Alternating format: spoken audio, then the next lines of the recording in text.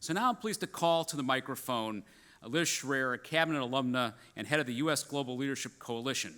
Liz and I have known each other a long, long time, longer probably than we want to say. But our families go back many, many years.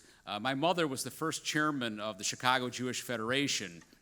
She passed away while she was in office, and Bob Schrayer, Liz's late father, took over for my mother. So we go back many, many years, a leader in our community, and welcome, Liz.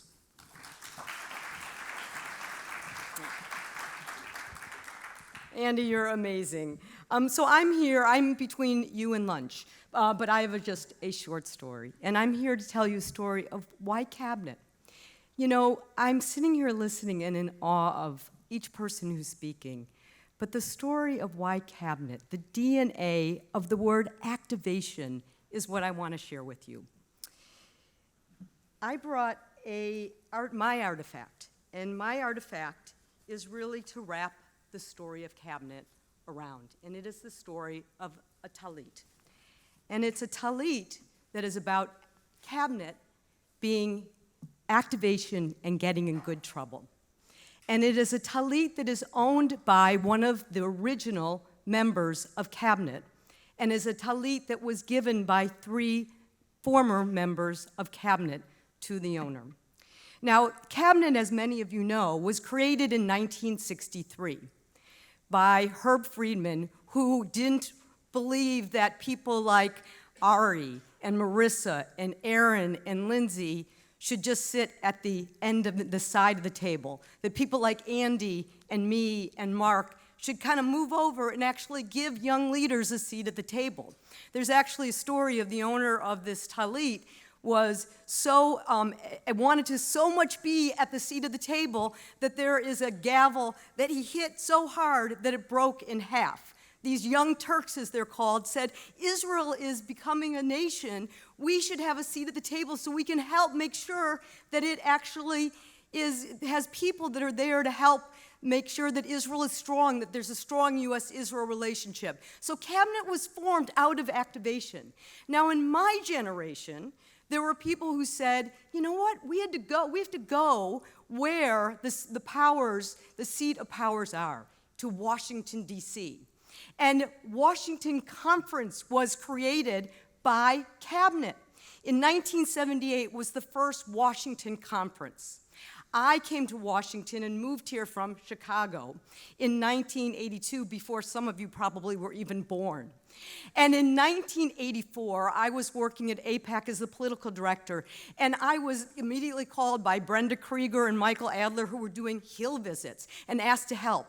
And I went to the Washington Hilton and saw something I had never seen before. Hundreds and hundreds of young Jews literally in a room to see the United States president, the most powerful man in the world, speak to a group of young Jewish leaders.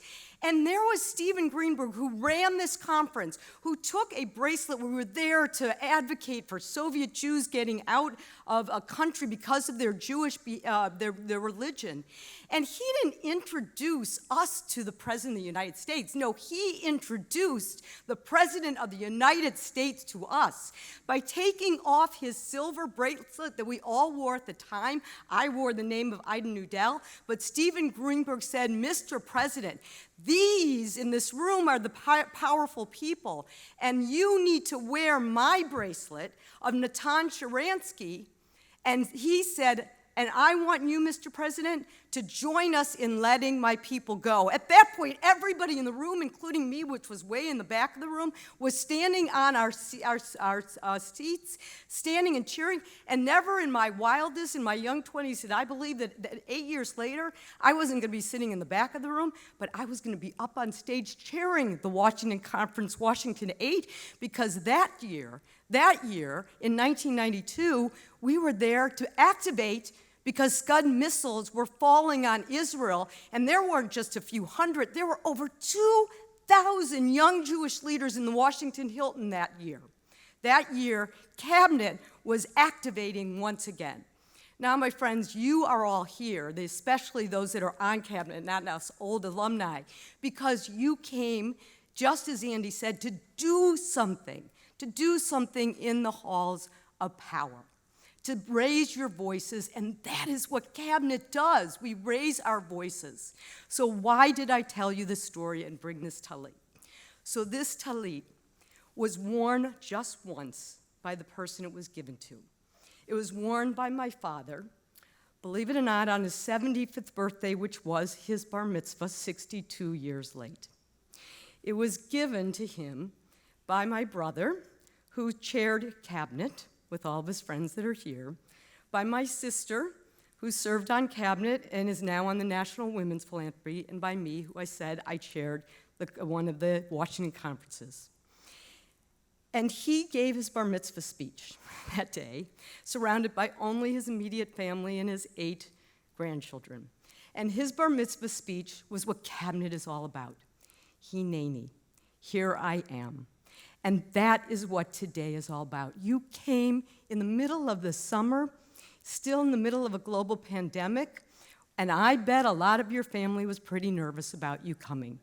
But Hineni, here I am. Thank you for being here.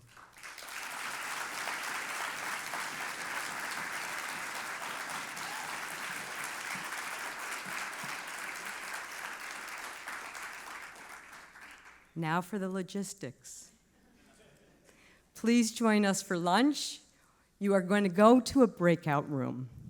We are so lucky that we have 3 Cabinet alumni that really meant it when they heard Hineni, and they are members of Congress. Ted Deutsch, Kathy Manning, Brad Schneider, who are all members of Congress who are going to be joining us for conversations, along with their colleagues who are taking time out to join us in understanding what we can do about anti-Semitism. Look on the back of your name tag. There is a room number of where to go. Thank them for joining us and being with us.